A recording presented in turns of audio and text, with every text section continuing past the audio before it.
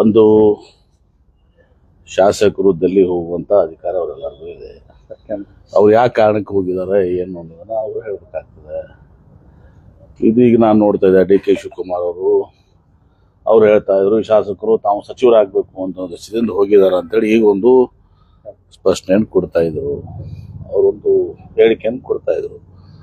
ಒಂದು ಹೇಳ್ತೇನೆ, ನಮ್ಮ ಪಕ್ಷದಲ್ಲಿ ಹೈಕಮಾಂಡ್ ಇಸ್ ಸುಪ್ರೀಂ.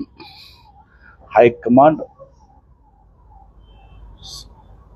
ಅಂತಿಮ. ಅದು ಹೈಕಮಾಂಡ್ ಏನು ಕಾಲಕ್ಕೆ ನಿರ್ಧಾರ ಮಾಡ್ತದೆ ಅದೆಲ್ಲವನ್ನ ಎಲ್ಲರೂ ರೈಟ್ ಫ್ರಮ್ ಸಿದ್ದರಾಮಯ್ಯ ಸಾಹೇಬ್ರು ಹಿಡ್ಕೊಂಡು ಮುಖ್ಯಮಂತ್ರಿ ಹಿಡ್ಕೊಂಡು ಉಪಮುಖ್ಯಮಂತ್ರಿ ಹಿಡ್ಕೊಂಡು ಎಲ್ಲ ಸಚಿವರು ಶಾಸಕರು ಎಲ್ಲರೂ ಕೂಡ ಹೈಕಮಾಂಡ್ ಏನು ಹೇಳ್ತದೆ ಅದನ್ನ ಕೇಳುವಂತದ್ದು.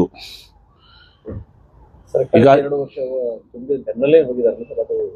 ಅದೇನೇ ಇರ್ಬೋದು. ಇವತ್ತು ನಮ್ಮಲ್ಲಿ ಏನಿದೆಲ್ಲ ಯಾವುದೇ ನಿರ್ಧಾರಗಳಾಗಲಿ ಏನೇ ನಿರ್ಧಾರಗಳಾಗಲಿ ಇವೆಲ್ಲವೂ ಕೂಡ ಹೈಕಮಾಂಡ್ ನಿರ್ಧಾರ ತಗೋತಾರೆ. ಮತ್ತು ಸಿದ್ದರಾಮಯ್ಯನವರು ಕೂಡ ಹೇಳಿದ್ದಾರೆ, ಹೈಕಮಾಂಡ್ ಇಸ್ ಸುಪ್ರೀಂ.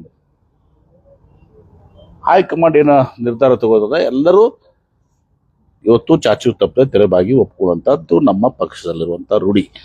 ಇನ್ನೊಂದು ಮಾತು ಹೇಳಿದ್ರೆ ಸರ್, ನಾನೇ ಸಿಎಂ ಆಗಿರ್ತೀನಿ ಈ ವರ್ಷ ಆಯ್ಕೆ ಮಾಡ್ಕೊಂಡು ಬಜೆಟ್ ಕೂಡ ನಾನೇ ಮಾಡ್ತೀನಿ. ಮತ್ತೆ ಸಿಎಂ ಅವ್ರು ಹೇಳಿದ್ರೆ ಆಯ್ತಲ್ಲ, ಮತ್ತೆ ಸರ್ ಅದಕ್ಕೇನು ಕೇಳಿದ್ರು, ಅದಕ್ಕೇನು ಕೇಳ್ತಾರೆ, ಪ್ರಶ್ನೆ ಕೇಳ್ತಾರೆ.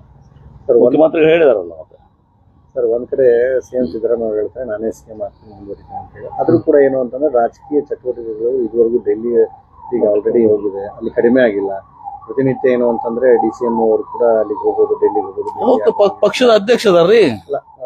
ಜೊತೆಗೆ ಸಿಎಂ ಅವ್ರು ಹೇಳಿದಾರಲ್ಲ 5 ವರ್ಷ ನಾನೇ ಮುಖ್ಯಮಂತ್ರಿ ಆಗಿರ್ತೀನಿ, ಇವತ್ತು ಮುಂದಿನ ಬಜೆಟ್ ನಾನೇ ಮಂಡನೆ ಮಾಡ್ತೀವಿ ಅಂತ ಹೇಳಿದಾರೆ. ಮತ್ತು ಡಿ ಕೆ ಶಿವಕುಮಾರ್ ಅವರು ಡೆಲ್ಲಿಗೂ ಅವರು ಕೆಪಿಸಿಸಿ ಅಧ್ಯಕ್ಷರು, ಅವರು ಪ್ರತಿಯೊಂದು ವಿಚಾರದಲ್ಲಿ ಕೂಡ ಅವ್ರು ಡೆಲ್ಲಿಗೆ ಹೋಗ್ಬೇಕಾಗ್ತದೆ,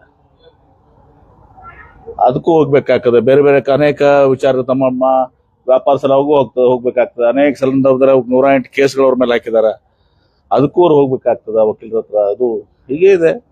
ಪಕ್ಷದ ಅಧ್ಯಕ್ಷರಾಗಿ ಡೆಲ್ಲಿಗೆ ಹೋಗುವಂತದ್ದು ಮಾಡಂತೀರಾ? ಕೆ ಸುರೇಶ್ ಅವರು ಹೇಳ್ತಾರೆ ಸಿಎಂ ಸಿದ್ದರಾಮಯ್ಯನವರು ಏನ್ ಮಾತು ನಡೆಸ್ಕೊಡ್ತಾರೆ, ಅದು ಏನ್ ಮಾತು ಕೊಟ್ಟಿದ್ದಾರೆ ಬಿಟ್ಟಿದ್ದಾರೆ ಅದು ಡಿ ಕೆ ಸುರೇಶ್ ಅವ್ರಿಗೆ ಗೊತ್ತು. ಅವ್ರು ಯಾವ ಅರ್ಥದಲ್ಲಿ ಹೇಳಿದಾರೆ, ಏನ್ ಹೇಳಿದಾರೆ ಅದನ್ನ. ಅದೇನೇ ಇದ್ರೂ ಕೂಡ ನಮ್ಮ ಪಕ್ಷದಲ್ಲಿ ಇವತ್ತು ದಿವಸ high command is supreme. High command is supreme for every one. ಮತ್ತು ಈ ಎಲ್ಲಾ ವಿಚಾರಗಳಲ್ಲಿ ನಾವೇನು ಮಾತಾಡಿದ್ರು ಪ್ರಯೋಜನ ಇಲ್ಲ.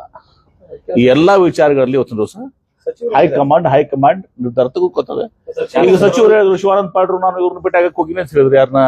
Pralhad Joshi consumer affairs minister ಭೇಟಿಯಾಗಕ್ಕೆ ಹೋಗಿನಿ ಅಂತ ಹೇಳಿದ್ರು.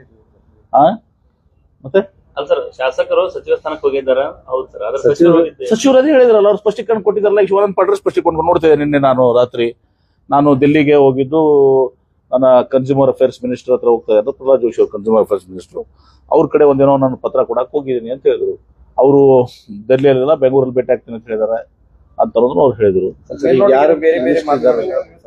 ಯಾವ್ದು ಇಲ್ಲ ರೀ, ನಮ್ ಕಾಂಗ್ರೆಸ್ ಪಕ್ಷನಾಗ ಈ ಎಲ್ಲಾ ವಿಚಾರಗಳನ್ನ ಏನೇ ವಿಚಾರಗಳಿದ್ರು ಕೂಡ ಹೈಕಮಾಂಡ್ ಅದನ್ನ ನೋಡ್ತದೆ. ಹೈಕಮಾಂಡ್ ಅದನ್ನೆಲ್ಲವನ್ನು ಕೂಡ ಬಗೆಹರಿಸ್ತದೆ. 2.5 ವರ್ಷ ಏನಾದ್ರು ತೀರ್ಮಾನ ಆಗಿದೆ ವೇದಿಕೆಯಲ್ಲಿ ಡಿ ಕೆ ಶಿವಕುಮಾರ್ ಮಾತಾಡ್ತಾರೆ. ಯಾವಾಗ ಮಾತಾಡಿದಾರೆ ಡಿ ಕೆ ಶಿವಕುಮಾರ್? ಸೂಕ್ಷ್ಮವಾಗಿ ಮಾತಾಡ್ತಾರೆ ಸರ್. ಸೂಕ್ಷ್ಮ